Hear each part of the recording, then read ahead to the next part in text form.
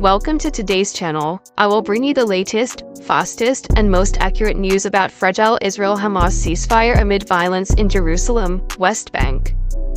There are just hours remaining in the latest extension of the Israel-Hamas ceasefire. Already today a hostage release has taken place. The IDF says 2 Israeli hostages have been turned over to the Red Cross in Gaza. More are expected to follow throughout the day. Both sides came to terms on a single-day extension last night, but there is also some new violence inside Israel. Police say 2 Palestinian men opened fire at a crowded bus stop in Jerusalem. The attack killed 3 people. The gunmen were fatally shot at the scene, and Hamas has claimed responsibility for that attack separately. The IDF says 2 soldiers were injured during a ramming attack in the West Bank. Israeli troops shot that driver. Our Lilia Luciano joins us now from Tel Aviv. Lilia, the 7th day of the hostage swaps are already underway. What more do we know now? Well, Lina, it all changes constantly. All we know is, as you mentioned, there are 2 Israeli hostages who have already been released today. One is Mem, she's 21 years old. The other one is Amit Sizan, she's 41 years old. This, I'll tell you, is the first time that we see hostages who are within the group of the Israeli hostages to be released, who are basically within the exchange, within the terms of the deal to be released. Earlier in the day we've seen that with some foreign nationals over the last several days, so why they were released earlier we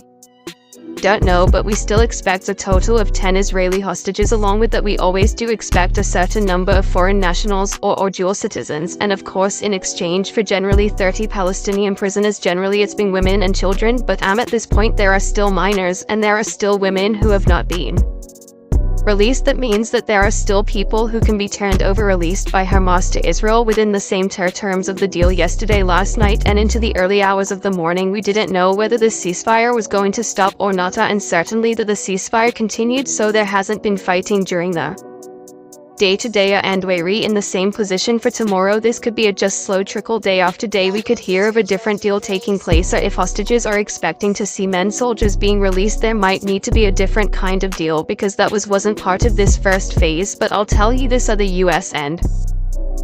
diplomats, including first and foremost Secretary of State Antony Blinken, has been hard at work. He's here in Tel Aviv. He's met with Prime Minister Binyamin Netanyahu, with President Herzog. He met with the President of the Palestinian Authority, Mahmoud Abbas. He has been in meetings and communicating both the importance of releasing all of their hostages, the U.S. commitment for that, as well as the important in stressing this to Israel of holding extreme settlers accountable. As you mentioned earlier, or just a few minutes ago, there were terrorist attacks earlier today that Hamas has taken a responsibility for, and that follows the killing of an 8-year-old and a 15-year-old, which the Palestinian Authority says came in the hands of the IDF. We saw the videos, extremely gruesome, horrible to see videos of an 8-year-old being shot, being dragged by other children, and that, according to the Palestinian Authority, was done by IDF soldiers. And so the fighting within the West Bank has continued. Our Lilia Luciano, thank you. CBS News Chief White House correspondent Nancy CTIS joins us now from the White House. Nancy, Secretary of State Antony Blinken is there in Israel. He met with several Israeli and Palestinian officials. We heard from Lilia about those negotiations and how they're taking place. What message is he trying to portray to both sides? Well, objective number 1,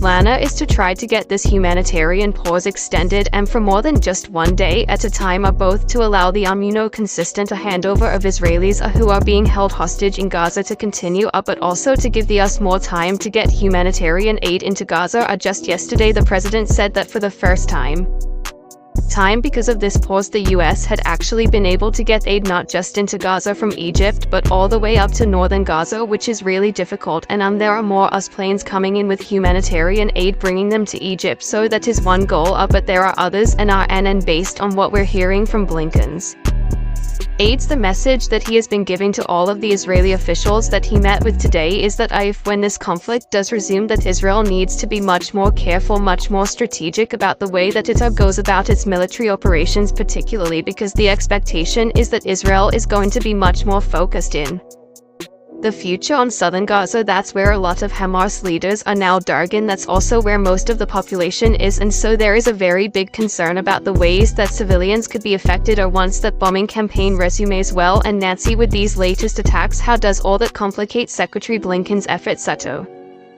Try and bring these two warring sides to any sort of agreement while you know that the pause is so fragile as it is. It takes an incredible amount of diplomacy just to get the pause extended by a day or two, and so anything can derail it, and any indication, for example, that Hamas was directing or encouraging these kinds of attacks would obviously have a major impact on the ability to extend the pause. Now, there's no indication at this point that that is what happened. It's quite possible that these individuals were acting on their own, and yet there were several Israelis who were killed, and that's of great concern to Israeli leaders, and so that just makes the very delicate diplomacy that is going on here involving the Secretary of State and the CIA director and lots of Israeli officials as well just makes it all that much more difficult here. And the US is not a fully disinterested party. There are Americans that are being held hostage by Hamas. There are Americans that may still be in Gaza. American citizens. We did see an American released yesterday. How is a White House trying to secure more releases while they're pushing for the release not just of women and children, because we are coming to the end of that phase, but they know it's going to be more difficult to get our men, particularly members of the military, out of Gaza, and most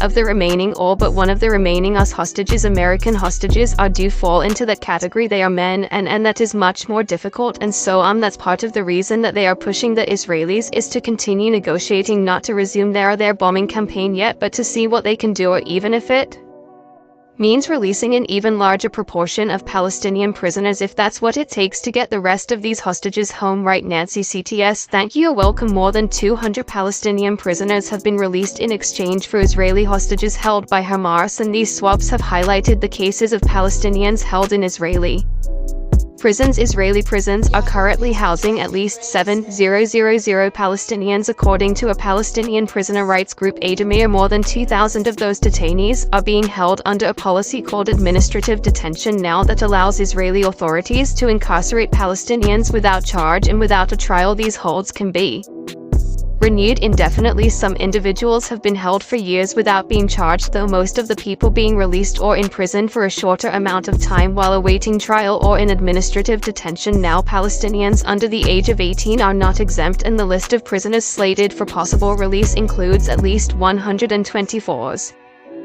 Annually, an average of 500 to 700 minors are held in military detention. Israel is one of only a few countries that prosecutes minors in military court. According to Save the Children, the most common charge for Palestinians under 18 is stone throwing, which could carry up to a 20-year prison sentence. Stone throwing is also one of the most common charges filed against the 300 prisoners that have been approved for release during the hostage swap. Other more serious crimes filed against these prisoners include threatening security, illegally entering Israel, and supporting terrorism. Several were also charged with attempted murder or attacks on Israeli forces, and in response to criticism about the administrative detention policy, Israel has stated that the policy is legal and a necessary security measure. Israel had previously released more than 200 prisoners. That number is expected to increase as long as these swaps continue. Thank you.